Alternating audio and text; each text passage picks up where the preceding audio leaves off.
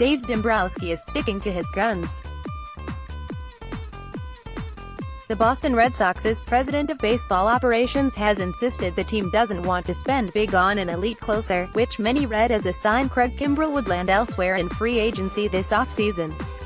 But Kimbrel's market has thinned out significantly, to the point where MLB.com's Richard Justice called Kimbrel's return to Boston a foregone conclusion. What say you, Dave?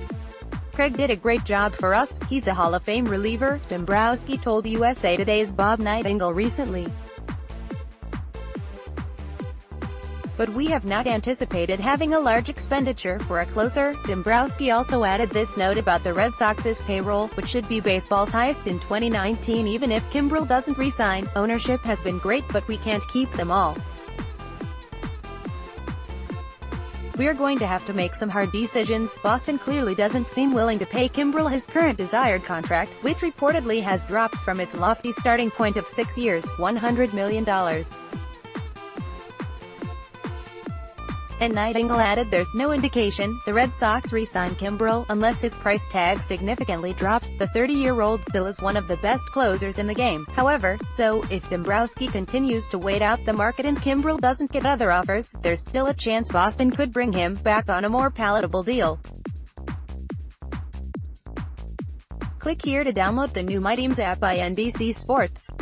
Receive comprehensive coverage of your teams and stream the Celtics easily on your device. They're the defending World Series champions.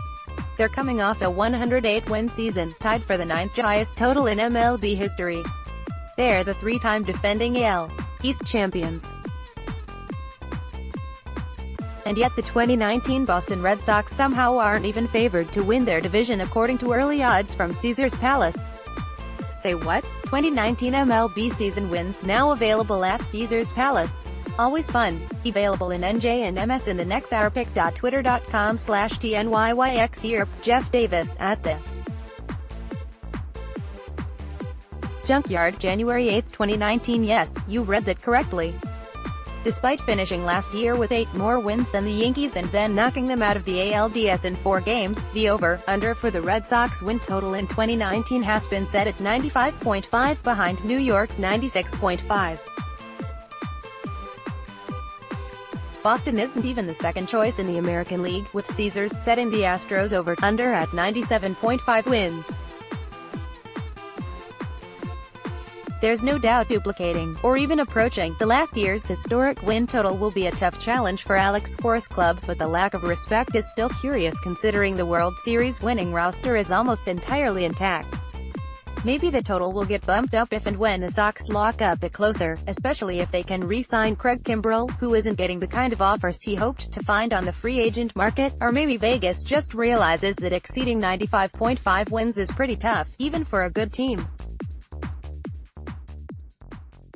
After all, the Sox have only eclipsed that total 4 times over the last 40 seasons. But predicting a second-place finish for the champs? Don't bet on it. Unless you want to. Click here to download the new My Teams app by NBC Sports. Receive comprehensive coverage of your teams and stream the Celtics easily on your device. Chris Sale's vicious slider, the one that left Manny Machado jelly-legged for the final out of the World Series, is reaching something of mythology in Red Sox lore. And perhaps not surprisingly, in a recent poll conducted by MLB.com of 85 players from 28 teams, that pitch was voted as the nastiest in baseball. His slider got the most votes, with 16, 5 more than Oakland A's reliever Blake Treinen's sinker. Per MLB.com's Anthony Castrovins, all you really need to know is that this is the pitch that made Manny Machado fall down to win the World Series. Machado flailed helplessly at Sale's 84 miles per hour offering that began off the outside edge of the plate and somehow ended up behind his plant foot. He had no chance, and neither did the Dodgers in that 9th inning of Game 5. So what is it about the Sale slider that can make even one of the best players in baseball buckle on the biggest stage? "He's throwing it from a completely different angle," said catcher Yan Gomes. "You don't see many lefties throwing it from second base, and then, the next thing you know, the ball is at first base, and then you take it, but it's in the strike zone." Craig Kimbrel's searing knuckle curve came in fourth at 6 votes, with Cubs second baseman Ben Zobrist saying, "That pitch combined with the fastball is a deadly combo. I could make contact off the curve, but I don't know how people drive that." Click here to download the new My Teams app by NBC Sports. Receive comprehensive coverage of your teams and stream the Celtics easily on your device.